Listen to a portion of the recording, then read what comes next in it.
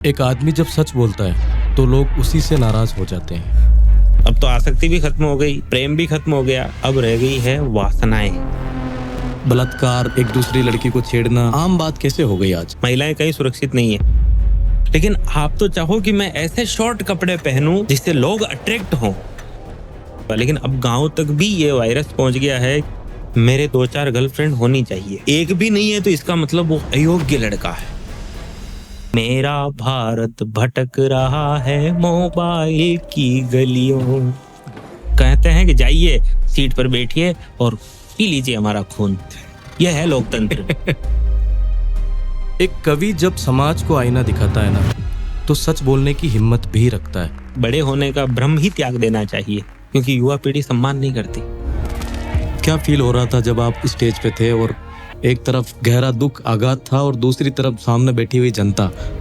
इस तरह से जलील किया जाता है, इसलिए डरते हैं। मेरे किसी करीबी व्यक्ति की डेथ हुई है और मुझे वहां लोगों को हंसा करके निकलना पड़ा। वो कहती है हमारो दीपू घणो हंसावे। हिंदी में जो प्रेम है ना, वो बहुत विराट है।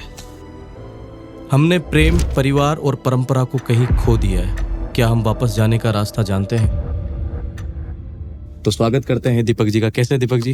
नमस्कार। नमस्कार। बढ़िया है। अच्छा, शादी ब्याह जो आजकल हम देखते हैं, इसमें क्या गलत हो रहा है जो आपके जमाने में नहीं होता था? हाँ, जो बेमतलब का जो खर्चा करते हैं, दिखावा करते हैं, जैसे जिसका कोई उपयोग नहीं है। एक तो अनलिमिटेड खाना बनाना, और आजकल नए नए रीति रिवाज, और वो क्रेने लगा करके प्री वेडिंग के बारे में कुछ बोलिए। प्री वेडिंग शूट, हाँ मैं उसी पर आ रहा था। तो प्री वेडिंग शूट तो हमने तो देखा ही नहीं। हमारे तो जीवना भी ऐसे हुआ, मैं बताऊंगा अभी। हाँ। तो प्री वेडिंग शूट जो होता है उसको बेमतलब का एक खर्चा है। उनको हीरो हीरोइन टाइप पेश किया जाता है और वो 2 दिन के लिए अपने आप को बहुत बड़ा हीरो समझता है। और फिर वो भी अपने आप को हीरोइन समझती है, और 3 साल बाद वो लोग आपस में लड़ झगड़ करके और तलाक ले लेते हैं। आजकल शादियां टिक नहीं रही। हाँ। हालांकि उसका कारण ये नहीं है, पर टिक नहीं रही है। तो अब 3 साल तक चलानी है शादी, उसके लिए इतनी हीरोगिरी क्यों करनी? इससे बढ़िया तो आप अपने विचार अच्छे करो ना, जिससे शादी टिके। एक दूसरे को बर्दाश्त करना सीखो। पहले बर्दाश्त करना आता था लोगों को, आजकल नहीं आता। तो वो क्रेने लगा करके ऊपर वरमाला, उसके टूटने गिरने की बहुत सारी घटनाएं भी हुई है। हाँ, तो ऐसा करने का क्या मतलब? और एक आजकल स्टेज पे जाते हैं तो चारों तरफ से धुआं छोड़ते हैं, वो गैस छोड़ते हैं और धुआं कर देते हैं, जैसे हाइड्रोजन। दुल्हन स्वर्ग में चल रहे हैं, जीते जी स्वर्ग में पहुंचा देते हैं उनको। और वो वरमालाएं लेकर के एक ड्राई आइस सामने खड़े हैं और दूल्हे को लेकर के ऐसे जाते हैं जैसे एमएलए का फार्म भराने लेके जा रहे हो, आगे आगे ढोल बजाते हुए। हमारे समय में तो ये सब नसीब में नहीं था। सबसे पीछे दूल्हा ही चलता था आपके समय में। हाँ, सबसे ऐसे चुपचाप बैठा। उस समय भी पिताजी को अधिकार थे कि सजे सजाए दूल्हे के चाटा मार दे। मैं तो ऐसे बैठा दिया था मुझे तो एक जगह। हाँ। और लोग आ रहे हैं, जिम के जा रहे हैं, पिताजी से नमस्कार कर रहे हैं। अपने से कोई पूछता नहीं था। और पूछ कर भी क्या करना है? एक दिन का हीरो। हमारे यहाँ दूल्हे को एक दिन के लिए शस्त्र धारण कराए जाते हैं। तलवार दी जाती है तोरण मारने के लिए, कि आज आखिरी दिन है तेरा बस शस्त्र धारण करने का। उसके बाद तुझे हमेशा शस्त्रों का सामना करना है। अब तेरी जिंदगी खत्म हो रही है तो आखिरी बार तू तलवार उठा ले। उस जमाने में एक पूरे परिवार में, संयुक्त परिवार के अंदर 20-20, 30-30 मेंबर्स हुआ करते थे। 4-4 भाई के बेटे भतीजे सब साथ में रहा करते थे।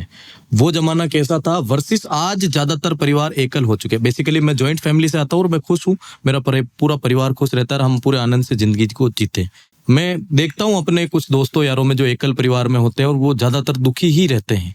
दुख उनके जीवन का मेन अहम हिस्सा बन चुका है।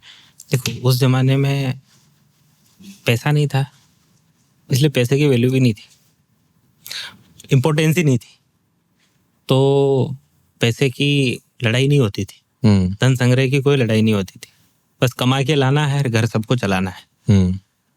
अब धीरे धीरे काम कमाई होने लगी तो अलगाव भी बढ़ा परिवारों में, और अपने अपना हिस्सा मांगना, अलग होना, और यूं विचार आने लगा कि यार मेरी कमाई तो इतनी है। भाइयों के मन में नहीं आता, लेकिन उनकी पत्नियों के मन में आता है कि मेरे पति की कमाई तो 2 लाख रुपए महीने की है, और जो हमारे देवर जी हैं उनकी तो कमाई 50,000 रुपए महीने की है, और साथ में रह रहे हैं। पैसा सबका साथ में जमा हो रहा है। अगर वो पैसा पिताजी के साथ जमा हो रहा है तो पिताजी के पास तो मान लो 2.5 लाख रुपए महीने का जमा हो रहा है। 2.5 लाख रुपए बच रहा है, तो अंत में जब हिस्सा होगा तो मेरे देवर के तो बिना वजह से आधा चला जाएगा, और वो तो सारी कमाई तो मेरे पति की है। तो अब क्या है कि ये छोटी छोटी बातें जो है, और अब तो सबसे बड़ा योगदान लड़की के माँ बाप का है परिवारों को अलग करने में। लड़की के माँ बाप का ये योगदान है कि वो लड़की देते ही उस घर में है कि हमारी लड़की सास की सेवा नहीं करेगी, सास खेती नहीं करेगी, सेवा नहीं करेगी, खेती नहीं करेगी, और हमारी लड़की अलग रहेगी और शहर में रहेगी और अपना घर लेके रहेगी, तो हम शादी करें।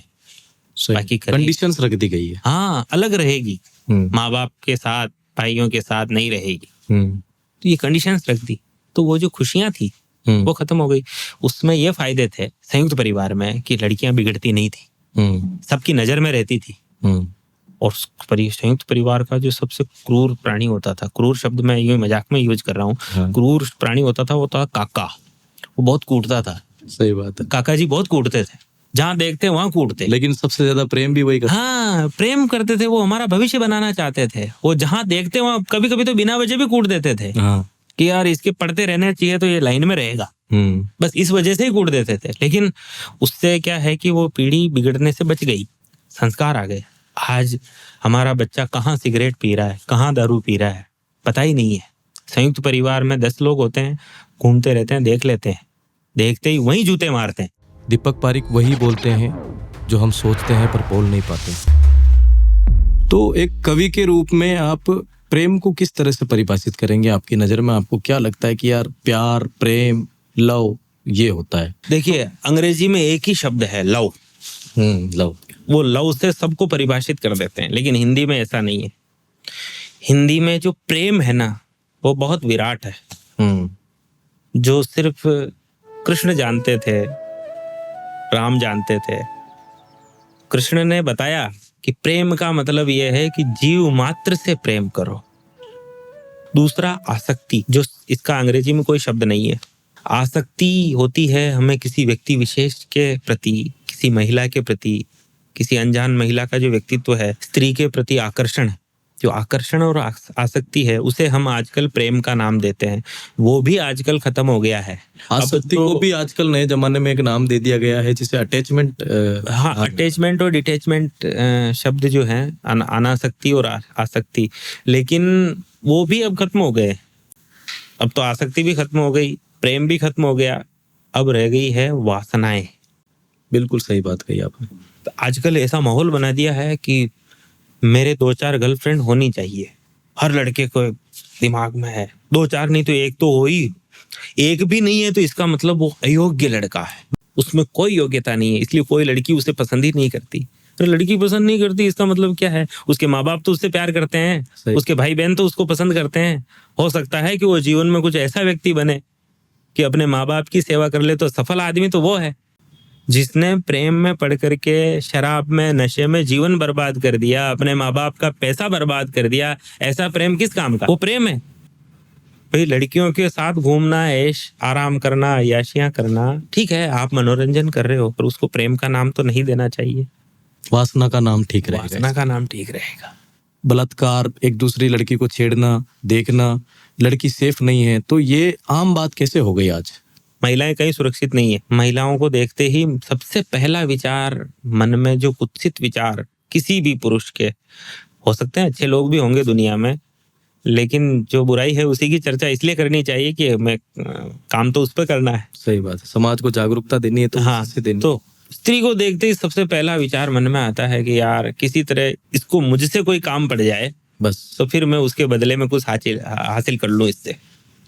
अगर ऑफिस में है तो बॉस चाहेगा, साथ वाले कर्मचारी चाहेंगे कि इसकी मदद करने के बहाने कुछ न कुछ हासिल किया जाए। कुछ योगदान फिल्मों का रहा है, टीवी का रहा है। फिल्मों का योगदान कैसे रहा? इस वासना को प्रेम के रूप में परिभाषित किया और उस जमाने की नई पीढ़ी को चीख चीख कर ये बताया कि प्रेम नहीं है तो जीवन में कुछ भी नहीं है। और प्रेम कौन सा? हीरो हीरोइन का प्यार। जब उनको कमाई कम होने लगी, क्योंकि रिपीट कहाँ तक रिपीट करेंगे, कहाँ तक पैसा कमाएंगे। सही तो बात। पैसा कमाने के साधन है, फिल्में भी पैसा कमाने के लिए बनाई जाती है, मनोरंजन के लिए और पैसा कमाने के लिए। तो उनको लगा कि कहाँ तक इसको चलाएंगे, तो फिर उन्होंने हीरोइन के कपड़े कम करना शुरू किया कि यार ये दिखा करके बेचा जाए। लेकिन धीरे धीरे फिल्मों ने स्त्री के कपड़े कम करना शुरू किया, तो लोगों को लगा कि अरे ये वासनाएं जगती है। क्या कपड़ों से फर्क पड़ता है? वही महिलाएं, जब कोई पुरुष उनको अधनंगा घूमते हुए दिखेगा ना, तो वो कहेंगी कैसा बेशर्म आदमी है। मैं नंगा नहीं बोल रहा हूँ क्योंकि थोड़ी मर्यादा है। तो वो खुद ही कह देंगी कि कैसा बेशर्म आदमी है। तो फिर कपड़ों से कोई फर्क नहीं पड़ा तो वहां क्यों पड़ा भाई? सही बात। कपड़ों से अंतर आता है। मैंने एक एग्जाम्पल पढ़ा था कहीं पे, एक लड़की सलवार सूट पहन के रोड पे जा रही है, किसी की नजर नहीं पड़ी, लेकिन एक लड़की उसी के 10 मिनट बाद स्कर्ट पहन के आई तो लोग उसके पीछे चलती है। मुझे ये रिलेटेबल लगा, मुझे लगा बात में सच्चाई तो है। आप छोटे कपड़े पहन रही हो, किस मानसिकता से पहन रही हो? आपको किसको दिखाना है? इसका मतलब है ना, आपका उद्देश्य है ना दिखाने का। आप दिखा रही हैं, आप दिखा रही हैं तो लोग देख रहे हैं। अब लोगों के देखने से और आपके दिखाने से आपको कोई फर्क नहीं पड़ता, मान लिया, और देखने वालों को भी कोई फर्क नहीं पड़ता। देखने वाले भी खुश हैं, दिखाने वाले भी खुश हैं। लेकिन फर्क कहाँ पड़ता है? जब कोई सभ्य महिला जा रही होगी तो लोग उसको भी देख करके यही अपेक्षा करेंगे और उससे उन्मादित हुए लोग उस पर कमेंट करेंगे, एक सभ्य महिला पर कमेंट करेंगे, सभ्य महिला को टारगेट करेंगे। इसमें लड़कियों की जो पीड़ा होती है वो इस कुछ इस प्रकार वो अपने गुणगान करती है कि लाइक अगर वो बॉम्बे जैसी सिटी में जा रही है तो चारों तरफ का जो माहौल होता है वो इसी प्रकार का होता है, तो उससे कहीं ना कहीं असहज महसूस होता है कि यार मैं ऐसी क्यों नहीं, या मुझे भी ऐसे पहनने चाहिए क्या। या फिर वो किसी क्लब में गई मान लो, या कोई पार्टी में गई, तो सब तरफ जो कपड़े होते हैं उसको देख के कहीं ना कहीं उसे छोटा फील कराया जाता है कि तुम तो गाँव से आई हो। ये भी एक पीड़ा है। ये हमारा केवल वहम है।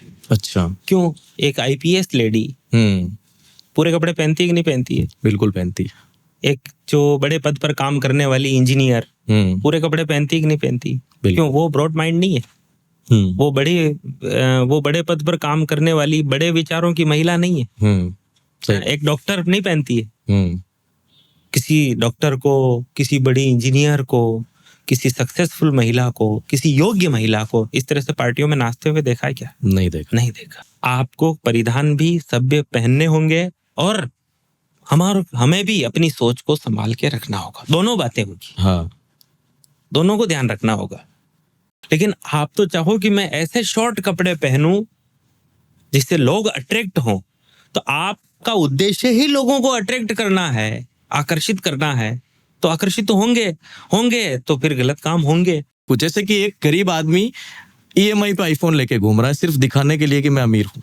ये एक वहम हो गया है। हाँ, कि छोटे कपड़े पहनने से हम ब्रॉड माइंड दिखेंगे, जबकि इन्हें छपरी वर्ड का टैग दिया जा चुका है आज। और आईफोन रखने से हम बड़े दिखेंगे, हम वो फटी वाली जीन्स पहनने से बड़े दिखेंगे, हाँ, हम इस तरह से बड़े। ये एक वहम है। आजकल साधारण व्यक्ति को बड़ा माना जाता है मेरी नजर में। तो नहीं, माना नहीं जाता। जो बड़ा होता है वो होता है। सही बात। किसी के मानने से न तो कोई छोटा हुआ है, न किसी के मानने से कोई बड़ा हुआ है। स्वामी विवेकानंद थे, बड़े थे। सही बात। उन्होंने प्रूव नहीं किया, प्रूव हो गया। उन्होंने शिकागो धर्म सम्मेलन में जो बोला तो लोग देखते रह गए, सुनते रह गए, क्या हो गया, ये क्या, आज तक नहीं सुना ऐसा। और फिर इंडिया से, भारत से आए हुए व्यक्ति के मुंह से, तो बड़ा तो अपने आप साबित हो जाता है जो बड़ा होता है। और उसका निर्णय समय करता है, जनता करती है, आदमी स्वयं। अब प्रॉब्लम यह है कि आदमी यहाँ खुद निर्णय करने लग गया है कि मैं बड़ा हूं, खुद साबित करने लग गया। जब आप खुद को बड़ा साबित करने जाओगे तो आप बहुत छोटे साबित हो जाओगे। सही बात है। मेरी नजर में सबसे छोटा आदमी वो है जो अपने आप को बहुत बड़ा साबित करना चाहता है। जो भी आपराधिक मानसिकता का व्यक्ति है, या जिसने इन प्रकरण पैसा बना लिया। पैसा तो एक रूप है, पराशक्ति का एक रूप है लक्ष्मी। पैसा तो वो है, दो रूप जो और हैं, शक्ति और सरस्वती। उसका क्या होगा जब तीनों एक साथ नहीं होगी? सरस्वती, शक्ति और लक्ष्मी तीनों एक साथ नहीं होगी तो ना सरस्वती टिक पाएगी, ना लक्ष्मी टिक पाएगी, ना शक्ति रह पाएगी। तीनों को एक साथ होना घर में बहुत जरूरी है। मतलब आप में ज्ञान भी होना जरूरी है, अर्थोपार्जन के लिए, घर चलाने के लिए लक्ष्मी का होना भी जरूरी है और शक्ति का होना भी जरूरी है। जरूरत पड़ने पर आपका शस्त्र धारण करना भी जरूरी है। और आज के जमाने में इसका उल्टा हो रहा है, किसी के पास धाप के पैसा है, ज्ञान जीरो है और वो अपने आप रोड पे आ जाता है। किसी के पास ज्ञान अच्छा है, पैसा बिल्कुल नहीं है, तो वो अपने ज्ञान का सही मात्रा में प्रयोग नहीं कर पाता है। किसी के पास दोनों ही नहीं होता है तो वो वैसे ही गरीबी का जीवन अपना पूरा काटता है। किसी किसी के पास तीनों होते हैं तो वो विद्वान बन जाते हैं और एक उच्च स्तर को प्राप्त करते हैं। और आपसे मैं ये जरूर जानना चाहूंगा कि आपने अपनी पुरानी पीढ़ी से क्या इस तरह के किस्से आम सुने या ये ऐसा पहले नहीं हुआ करता था? उस समय बड़ों को टोकने का अधिकार था, छोटों को, किसी भी जाति का हो, पड़ोसी टोक देता था, बेटा ये गलत है। आज पड़ोसियों को डर लगता है कि मैं किसी की बेटी को ऐसे कह दूंगा, वो घर पे जाके कह देगी तो उसके घर वाले लड़ने आ जाएंगे, बोले हमारी बेटी को बदनाम कर रहे हो। पहले ऐसा नहीं था, गाँव में तो ऐसा बिल्कुल नहीं था। गाँव में तो अगर गलत है तो पूरा समाज एकत्रित होकर के उसके पिताजी को बुला करके कह सकता था कि भाई तेरी बेटी गलत रास्ते पे जा रही है। हक से कहते थे, हाँ हमारे गांव की बेटी है, हमारी इज्जत है। पूरा गांव बेटी मानता था एक गांव की बेटियों को। ऐसा नहीं है कि जिस व्यक्ति की बेटी है वही मानेगा, तो वो अधिकार रखते थे। समाज में कोई अपराध हो रहा है तो उस जाति के लोग मिल बैठ करके और उस अपराधी को जाति के लोग ही दंडित कर देते थे। ये था जातिवाद कि हमारी जाति में किसी प्रकार का कोई अपराधी नहीं रहना चाहिए। सही बात, ये काम के लिए बनाया था। ये सकारात्मक जातिवाद, सही बात, कि हमारी जाति में किसी प्रकार का कोई गलत व्यक्ति नहीं होना चाहिए जिससे हमारी जाति कलंकित हो। और आज हमारी जाति का है तो वो अपराधी भी हो लेकिन वो जेल में नहीं जाना चाहिए, वो फंसना नहीं चाहिए। हम सब उसके सपोर्ट में खड़े हैं। कविता, एक दो पंक्तियां काफी ज्यादा प्रचलित होती है आजकल की, साफ दामन का दौर अब खत्म हुआ, लोग अपने धब्बों पे गुरूर करने लग गए। बस बस बस, आजकल जितनी बार जेल में जाते हैं, जितने मुकदमे होते हैं, उतना बड़ा मानने लगा है व्यक्ति खुद को। भारत तो ऐसा था सभ्य, दुनिया में ऐसा कोई सभ्य देश नहीं जहां इस तरह से पूरा बदन ढका हुआ। खूबसूरती शरीर में होती ही नहीं है, खूबसूरती तो गुणों में होती है। सही बात है, क्योंकि शरीर की खूबसूरती देख करके विवाह किया तो 10-15 साल, विवाह के 10-15 साल बाद खत्म हो जाएगी। गुण कभी नहीं खत्म होते हैं, वो बूढ़ी हो जाएगी तो भी उसके गुण तो वही रहेंगे। तो खूबसूरती गुणों में होती है, स्थायित्व गुणों में होता है। लेकिन इसलिए हमारा समाज ये समझता था, इसलिए स्त्री को हमेशा, स्त्री और पुरुष दोनों ही मर्यादा में रहे। अगर ये प्यार नहीं है तो फिर हम जिस चीज के पीछे भाग रहे हैं वो क्या है? कि मोबाइल के ऊपर आप क्या विचार रखते हैं? मोबाइल का आगमन एक टेक्नोलॉजी के रूप में था, लेकिन एक लत के रूप में ये बच्चों को बिगाड़ चुका है। बच्चों के जीवन में 90% जो खराबा कर रहा है वो मोबाइल है। स्क्रीन टाइम, जिसे मोबाइल देखने का जो समय होता है वो माना जाता है, लगभग 12-12, 15-15 घंटे बच्चे पूरे दिन का मोबाइल इस्तेमाल कर रहे हैं, एक एवरेज आदमी। फोकस टाइम जो है वो एक इंसान का एवरेज 5 सेकंड रह चुका है। व्हेल मछली का जो होता है वो भी 9 सेकंड 10 सेकंड का होता है, लेकिन इंसानों की क्षमता उससे भी गिर चुकी है। देखो, हर एक सिक्के के दो पहलू होते हैं, एक सकारात्मक और एक नकारात्मक। तो सकारात्मक तो ये है कि मोबाइल के आने से बहुत सारी समस्याओं का हल भी हुआ है। मोबाइल के आ जाने से आज बेटी घर से विदा होती तो माँ बाप को रोना नहीं पड़ता कि अब इससे कभी बात ही नहीं कर पाएंगे। पहले माँ बाप इसीलिए तो रोते थे कि यार बेटी अब सदा सदा के लिए दूसरे घर में जा रही है। अब नाटक, आज तो रोने का वो भी गलत है, नहीं करना चाहिए। अब जब रोने की जरूरत नहीं है तो किस बात के लिए? खुश होके जाओ ना, कि जाते ही फोन करूंगी पापा कैसा माहौल। हाँ, अच्छी बात है, फोन है, अच्छी बात है, बात हो जाती है, माँ बाप से बात हो जाती है, रोज बात हो जाती है, पापा मैं बहुत खुश हूँ। और बच्चों की पढ़ाई में भी काम आता है, आपके बैंक अकाउंट वगैरह के सारे वो सब काम की बात, तो हर एक चीज है मोबाइल में। और ये सकारात्मक बातें सब जानते हैं, लेकिन नकारात्मक बातें भी सब जानते हैं, लेकिन मानते नहीं है। अब मोबाइल आ गया है तो अब रील बनाना जैसे फैशन हो गया है। तो गाँव में भी बहुत सारी महिलाएं, पहले तो शहरों की महिलाएं ही इन्वॉल्व हुई थी, शहरों में तो सबसे पहले शुरू हुआ, लेकिन अब गाँव तक भी ये वायरस पहुंच गया है कि उनको भी लगता है कि रील बना करके बहुत बड़ा बना जा सकता है। घरों में काम करने वाली महिला महानगरों में, वो भी सोशल मीडिया स्टार है। जिसके यहाँ काम कर रही है उसके तो 300 फॉलोवर हैं और जो काम कर रही है उसके 3 लाख फॉलोवर हैं। सही बात, फॉलोवर से कोई बड़ा थोड़ी होता है। की। और अच्छा, रील बनाने का जो फैशन हावी हुआ ना, इसके ऊपर मैंने एक कविता लिखी कि बड़े घर वालियां हैं जीजा जी की सालियां हैं, बोल कर गालियां यूं नजरें मिला रही, झिलमिल कातिल सी अदाएं बिखेर कर झटके अटैक वाले दिल को दिला रही, बूढ़े बूढ़े देखे सीन मोबाइल में रंगीन। बूढ़े जब सीन देखते हैं तो उसमें हो सकता है कभी कभी दादाजी रील देख रहे हैं, कभी कभी उनकी पोती भी आ गई कभी कभी पोते की बहू भी आ गई, तो उस समय कितना शर्मिंदा होना पड़ता होगा कि बूढ़े बूढ़े देखे सीन मोबाइल में रंगीन, रूप सी दिखा के रूप चाशनी पिला रही, तीन तीन बालकों की मम्मियां भी देखो आज आईफोन लेकर के कमर हिला रही, तो काले भंवरे ढूंढ रहे हैं खुशबू गोरी कलियों में, मेरा भारत भटक रहा है मोबाइल की गलियों। गजब गजब गजब, बहुत प्यारी रचना, बहुत सुंदर रचना। कहीं ना कहीं आप ये भी इशारा कर रहे हैं कि आज भी हम गुलामी है बाहर की ताकतों का। हाँ, अभी भी रूल तो वही कर रहे हैं। सोशल मीडिया को वो कंट्रोल करते हैं, हमारे पास करेंसी वो कंट्रोल करते हैं। भाई हमारा इंस्टाग्राम विदेशी, फेसबुक विदेशी, यूट्यूब विदेशी, तो अब जब तक हम इन चीजों में बराबरी नहीं करेंगे तब तक तो हम बहुत पीछे ही हैं। कि हम वो अगर ऐसा सोच लेंगे तो हमारे अंदर एक गर्वोक्ति आ जाएगी, तो प्रेरणा मिलेगी। ऐसा प्रेरित होने ही नहीं देना चाहते। भारत एक बाजार है, आप बैठे रहो, मजदूरी करो, आपको जो चाहिए हम लाके देंगे। विदेशी यही चाहते हैं। फोन हमारे हाथ में है या हम फोन के अंदर फंस गए हैं। अच्छा, दोस्तों के बारे में क्या विचार रखते हैं आजकल? जो जिस तरह की दुनिया ये चल रही है, आप देख ही रहे हैं कि दोस्ती का मतलब नाम मात्र का रह चुका है मेरी नज़र में। तो आपकी दोस्ती कितनी सक्सेसफुल रही आपके घनिष्ठ मित्रों से, परम मित्रों से, और क्या वो आज भी आपके साथ हैं या समय के साथ खो गए? नहीं, मैं दोस्तों की कृपा से ही हूँ अब तक जो भी हूँ और दोस्ती होती है। मेरे तो हर मुश्किल टाइम में दोस्त ही खड़े रहे हैं। 4-5 दोस्त हैं।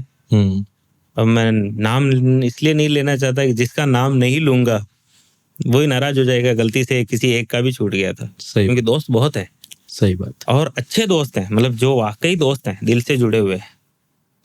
दोस्त बहुत काम के होते हैं, वो भी आपके परिवार के ही हैं। अच्छा, रिश्ते तो ब्लड के रिश्ते तो आपको बताया जाता है कि ये आपके खून के रिश्ते का भाई है, ये आपकी बहन है, ये आपकी बुआ जी है, ये आपकी पत्नी है। लेकिन एक्चुअल हम देखें तो हम सब एक ही मिट्टी से पैदा हुए हैं, तो वो रिश्ता भी तो है। सही बात। एक मानवता का। फिर क्या होता है कि दोस्त कौन बनता है? जिनसे आपके विचार मिलते हैं, जो आपकी हर अच्छी बुरी बात को सहन कर लेता है, गुस्सा नहीं करता। दोस्ती में सहन बहुत करना पड़ता है। सही बात है। दोस्ती में ये नहीं कि आपका, दोस्ती में ईगो होता ही नहीं है। आप बड़े व्यक्ति नहीं हो, आप होंगे बहुत कलेक्टर होंगे आप किसी और के लिए, आप होंगे मुख्यमंत्री, आप दोस्त के लिए सिर्फ दोस्त हो। अगर आप जब तक दोस्त बनकर रहोगे, जब तक मैं दीपक पारिक बनकर रहूंगा, मेरे दोस्त मेरे बने रहेंगे। जिस दिन मेरे मन में यह आ गया कि मैं, जबकि अभी हुआ नहीं कुछ ऐसा जिंदगी में, लेकिन अगर कुछ मैं बन गया और मैं ये सोच लिया कि मैं तो बहुत बड़ा राष्ट्रीय कवि हूँ, उस दिन मेरे दोस्त नहीं रहेंगे मेरे पास। अहंकार की भावना जो है ये दोस्तों को गंवा देती है। जहाँ बात आती है दोस्ती में धोखा देने की, मैं जानना चाहूंगा आपके निजी विचार इसमें कि धोखा किस मानसिकता वाले व्यक्ति देते हैं और क्यों देते हैं? आप अत्यधिक क्रोध में होते हैं और आप अत्यधिक टूट चुके होते हैं, हर्ट होते हैं, तो आप अपने दोस्त की सफाई सुनना भी पसंद नहीं करते। वो ये कहना चाहता है कि मुझसे इन परिस्थितियों में ये गलती हो गई, लेकिन आप सुनना ही पसंद नहीं करते, तो उसकी कहने की हिम्मत भी नहीं होती और दोस्ती टूट जाती है। सही बात है। बाकी कई बार परिस्थितिवश कोई गलत बात हो जाती है, गलत काम हो जाता है, तो उसको क्षमा करना चाहिए, लेकिन नहीं करते हैं तो फिर संबंध बिगड़ जाते हैं और फिर उसको धोखे का नाम दे देते हैं।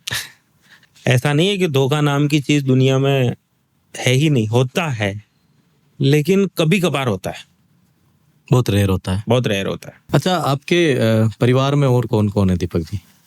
मेरी माँ है, मुझसे छोटे 3 भाई बहन हैं, बहनों की शादी हो गई, भाई की भी शादी हो गई, 2 बच्चे हैं मेरे, पत्नी है, और भाई के 2 बच्चे हैं, पत्नी।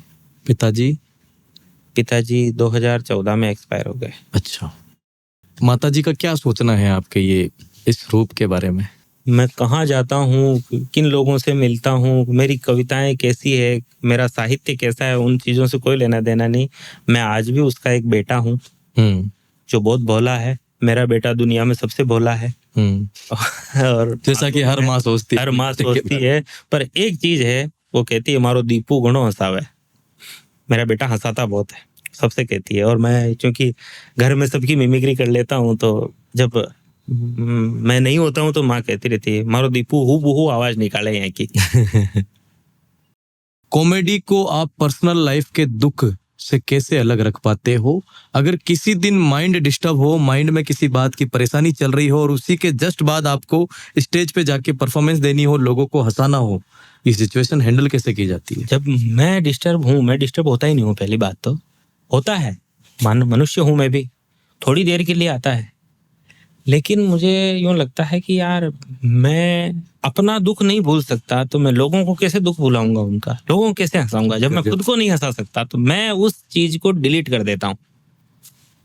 और आप विश्वास नहीं करेंगे, बहुत सारी कैजुअलिटीज हुई है मेरे परिवार में भी। उस समय भी मैं स्टेज पर था, मेरे किसी करीबी व्यक्ति की डेथ हुई है, करीबी मतलब मेरे परिवार के, और मुझे वहां लोगों को हंसा करके निकलना पड़ा, आंसुओं को रोक करके।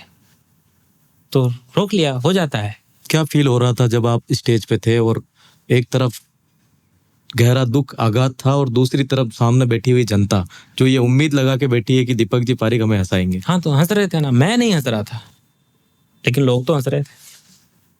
और लोग हंस रहे थे, यही हमारा काम है। काम बस लोगों के चेहरे पर मुस्कुराहट आ गई, मतलब हर एक व्यक्ति के हृदय में ईश्वर का निवास है। आपने उस ईश्वर को प्रसन्न कर लिया। सही बात। और ईश्वर की आराधना तो हर वक्त की जा सकती है, आप चाहे सुख में हो, चाहे दुख में हो, चाहे किसी भी समय हो। कवि की दृष्टि में सुख क्या है? एक दीपक जी पारिक की दृष्टि में सुख की परिभाषा क्या है? What is happiness? आपकी जरूरतें पूरी हो जाए, बस वही सुख है। आपको प्यास लगी, अभी आपने और हमने पानी पिया, प्यास बुझ गई, सुख आ गया। जब तक पर ये प्यासे सुख मर रहे खत्म थे, क्यों नहीं होता फिर लोगों का? इसमें लालसा क्यों बढ़ती जाती है? लोगों का लालसा ही तो है। आपने जवाब भी दे दिया, लालसा ही तो जो है वो दुख का कारण है। पीछे भागते हैं ना, सुख के जब पीछे भागने लगते हैं तो दुख की, जैसा पानी अवेलेबल है, उपलब्ध है, वो पिया और प्यास बुझा ली तो आप सुखी हो। और अगर आपको वो चाहिए 700-800 रुपए वाली बोतल तो आपको 3 घंटे इंतजार करना पड़ेगा। तो 3 घंटे आप ज्यादा दुखी रहेंगे उस आदमी के निस्बत जिसने नल का पानी पी लिया था 3 घंटे पहले, जिसको प्यास लगी थी। तो जिस समय जो जरूरत है उस जरूरत के अनुसार काम कर लो। और आदमी का खुद का सफल होना सुख नहीं है, खुद का बहुत बड़ा आदमी बन जाना सुख नहीं है। आप कितना ही पैसे कमा लो, अगर आपके बच्चे गलत निकल जाएं और उस सबको बर्बाद कर दें तो बुढ़ापे में आपको वापस दुख की तरफ धकेल देंगे। तो इंसान के बच्चे सक्सेस हो जाएं, बच्चे अच्छे निकल जाएं, सक्सेस होना ना होना ईश्वर के हाथ में है, उनकी मेहनत पर है। अच्छे निकल जाएं, सही रास्ते पर चलने वाले निकल जाएं, संस्कारवान निकल जाएं और बुढ़ापे तक आपकी सेवा कर लें, ये सबसे बड़ा सुख है। खुशी ढूंढते हैं पर जहां ढूंढ रहे हैं वहां है ही नहीं शायद। और बड़ों की इज्जत तो हमने खत्म ही कर दी। आज देखो आप 60 साल से 65 साल के लोगों की हमने कविताओं में और कहानियों में तो बहुत इज्जत है अभी भी, और सोशल मीडिया पे रील बनाते हुए कहते भी हैं कि हम बुजुर्गों की बहुत इज्जत करते हैं, लेकिन वास्तविक इज्जत है क्या? आप शादी ब्याह में उनसे पूछते हो क्या? या उनके अकॉर्डिंग कोई काम होते हैं क्या? उनके मन के अनुसार कोई काम करते हैं क्या? शादी ब्याह करते हैं, कोई बड़ा काम करते हैं, तो जैसा वो बताते हैं वैसा काम होता है क्या? नहीं होता। हमने उनको मान लिया कि इनको कुछ नहीं आता। इस पीढ़ी ने, जो 60-65 साल के व्यक्ति हैं, बुजुर्ग हैं, उनको मान लिया कि ये नाकारा है। नहीं है, उनके पास 65 साल का अनुभव है, उनके पास जिंदगी के अनुभव है। तकनीक नहीं है उनके पास, लेकिन अनुभव आप हमसे अभी भी ज्यादा है। ज्ञान अनुभव से आता है, ना किताबें पढ़ने से आता है और ना रील देखने से आता है। ज्ञान अनुभव से आता है, उन्होंने अनुभव लिया है। और मान लो बोले हैं नहीं आता है, तो वो पूछेंगे किसी सक्षम व्यक्ति से, पूछ करके कम से कम अपने बेटे को तो गलत मार्गदर्शन कभी नहीं देंगे। पूछना चाहिए। बुजुर्ग हमारी शान है, बुजुर्गों की गांव आज वीरान लगने लग गए, क्योंकि बुजुर्गों का जब तक मान सम्मान रहेगा तब तक ही गांव अच्छा लगेगा, घर अच्छा लगेगा, शहर अच्छा लगेगा। मैं जब छोटा हुआ करता था तो बुजुर्गों की आंखों में खौफ देखता था, मतलब एक गुस्सा देखता था, लेकिन आज मुझे कहीं ना कहीं उनकी आंखों में डर नजर आता है। वो डरते हैं किसी अनहोनी से, कोई डरते कुछ हैं। कह दे। कोई अगर बुजुर्ग आदमी गाड़ी चला रहा है तो पीछे से आवाज उसको इतनी गंदी गंदी गालियां दे करके बोले नहीं चलाने आता तो घर से क्यों निकला, बीमा पास हो जाएगा ना अभी, क्या मेरे ही भरोसे मैं मेरी गाड़ी की आके नीचे मरने का प्लान है क्या? इस तरह से जलील किया जाता है, इसलिए डरते हैं। आज की युवा पीढ़ी अपने से बड़ों का सम्मान नहीं करती। आप अगर बड़े होने के अधिकार से किसी को डांट रहे हो तो आप बहुत गलत फहमी में हो, आप कुछ न कुछ वहां से पिट करके निकलोगे। इसलिए बड़े होने का भ्रम ही त्याग देना चाहिए इस जमाने में, क्योंकि युवा पीढ़ी सम्मान नहीं करती। अब उम्र में बड़े होने का कोई औचित्य ही नहीं रह गया। मुझसे अगर कोई 3 साल भी बड़ा है, मैं आज भी उनको भाई साहब कहता हूँ, रेस्पेक्ट करता हूँ, और मुझसे 6 महीने भी बड़े हैं मेरे परिवार के तो मैं उनके पाँव छूता हूँ। तो अच्छी बात है, क्योंकि बड़े हैं। सही बात है। और ये किसका निर्णय है? ये ईश्वर का निर्णय है। सही बात। तो ईश्वर के निर्णय के खिलाफ कैसे जा सकता हूं मैं? ईश्वर ने मुझे उनके बाद पैदा किया, ईश्वर ने उनको मुझसे पहले पैदा किया, बड़ा बना करके भेजा। ये उस भगवान का निर्णय, ये उस भगवान का सम्मान है, बड़ों का सम्मान करना। अच्छा, बुजुर्गों को क्या चाहिए युवा पीढ़ी से या अपने बच्चों बुजुर्गों पोतों को से? चाहिए उनके पास बैठे, उनके से बात करे, उनकी बातें सुने, बस इतना सा चाहिए, और उनकी बात मान ले। वो कुछ चीज मंगाए तो उनको तुरंत चाहिए। बुजुर्गों की मैं रहा हूँ नाना जी के पास। नाना जी 3 साल तक बेड पे रहे, वो नहलाना धुलाना जो भी उनके सब काम है, उनको सोच के लिए ले जाना, और उसके बाद 1 साल तक तो वो बेड पर ही मैं उनको सोच वगैरह करवाता था, और साफ सफाई करना। बस उनको एक ही वो रहती थी इच्छा कि मेरे पास बैठे, मुझसे बात करे, मेरी बातें सुने, और मैं कोई चीज मंगाऊं तो वो तुरंत ला करके दे दे। कोई बहुत बड़ा, कोई सोना थोड़ी मांग रहे, छोटी सी बात, कुछ नहीं। मान लो मार्केट से कोई एक चीज है कि यार ये एक च्यवनप्राश लेते आना, च्यवनप्राश लेके आना, हाँ बहुत बढ़िया बात बताई, तो लाके उनको उसी समय दे दो, वो बहुत खुश रहेंगे। सिर्फ इतने से कार्य में आपको बुजुर्गों के इतने आशीर्वाद मिलेंगे। और ये बुजुर्गों ने अगर आशीर्वाद दे दिया ना, तो मैं और कोई बात तो ज्यादा मैं जानता नहीं हूँ, लेकिन एक चीज है, आपको जीवन भर मन में इस बात की प्रसन्नता रहेगी कि मैंने मेरे पिताजी को प्रसन्न करके भेजा। और जीते जी आप खुद भी स्वयं भी स्वर्ग में जिए, क्योंकि उनके आशीर्वाद आपके साथ। बस।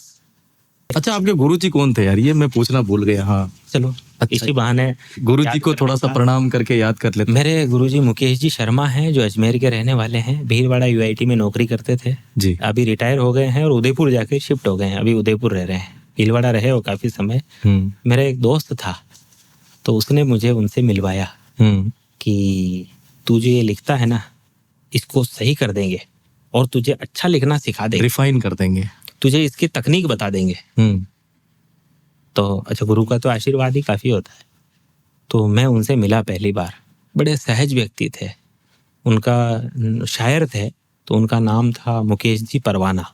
तो उन्होंने मुझे देखते ही, मेरे दोस्त ने कहा कि ये भी लिखता है। अच्छा, लिखता है? पहला ही शब्द उनके मुंह से निकला, पारंगत कर देंगे।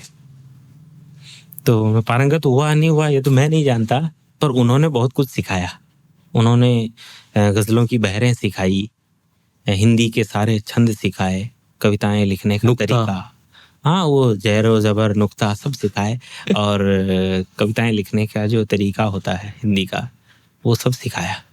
तो जो तकनीक जो है कविता का, जो तकनीकी पक्ष है, क्योंकि भाव तो खुद के अपने ही होते हैं। कविता में 2 पक्ष होता है, कला पक्ष और भाव पक्ष। तो जो भाव पक्ष होता है वो सिखाया नहीं जा सकता, वो अंतरात्मा से आता है। वो अंतरात्मा से आता है। और कला पक्ष जो है वो सिखाया जाता है। मैं पहले वीर रस का कवि था, देशभक्ति का कवि था, और जब मेरे पास कमा खाने का कोई साधन नहीं था और वीर रस के कवि बहुत थे, तो मुझे मंच कम मिलते थे, तो फिर मुझे किसी ने कहा कि तू तो हंसा भी बहुत अच्छा सकता है। हंसाता ही था मैं, क्योंकि आप में एक सेंस ऑफ ह्यूमर बहुत अच्छा है। आप नेचुरली लोगों को एक रिलेट करवा पाते। कितना अच्छा है ये मैं नहीं जानता, पर मेरी बातों से लोग हंस जाते हैं, तो मुझे लगा कि ठीक है, ये काम ठीक है। तो फिर मैंने हास्य रस पकड़ लिया। आज के टाइम में जो दौर चल रहा है, सारा कुछ पूरा चेंज हो रहा है, जेन जीज वगैरह आ रहे हैं, तो इनके हिसाब से आपको क्या लगता है कि कवियों का फ्यूचर क्या होगा आने वाले टाइम में? क्या ये एज अ करियर ले सकते हैं लोग? इसका इतिहास बहुत लंबा है, उसका भविष्य भी बहुत लंबा है, क्योंकि जो इतिहास में नहीं मिटा तो भविष्य में भी नहीं मिटेगा। लेकिन करियर के तौर पे नहीं लिया जा सकता। आज मुझे बहुत मुश्किल आ रही है, घर का खर्च चलाने में बड़ी मुश्किल आती है। अब 45 साल की उम्र में नया काम भी शुरू भी नहीं किया जा सकता, कर भी नहीं सकता, और इसे एज ए प्रोफेशन नहीं चुनना चाहिए। ये अब मैं कह सकता हूँ कला के रूप में अनुभव आप क्या इसे चुन- हाँ, ये अब कला है, आपका शौक है, और उससे आप अतिरिक्त मान करके चले। कवि होना बहुत अच्छी बात है, कवि होना चाहिए, लेकिन आपको काम भी करना चाहिए। जब मन में पहले प्रेम से पहले दया का अंकुरण होता है मन में, और जब दया आना शुरू हो जाए तो आपको अपने आप ये सिद्ध हो जाएगा कि आपको सबसे प्रेम है। प्रेम सबसे होता है, प्रेम होता है तो, और प्रेम कभी टूटता ही नहीं है। प्रेम मतलब प्रेम में होता है ना आदमी, तो उसको हर आदमी अच्छा लगता है। हर आदमी का गुस्सा उसकी नासमझी समझ करके उसे क्षमा करता है। हर आदमी की गलतियों को, प्रेम का जो बाद का जो रूप है वो क्षमा है, क्षमा करना शुरू कर देता है। वो प्रेम तो है ही नहीं अब। इतना सब देखने के बाद सच बताना क्या लगता है, हम सच में आगे बढ़ रहे हैं या धीरे धीरे खो रहे हैं खुद को?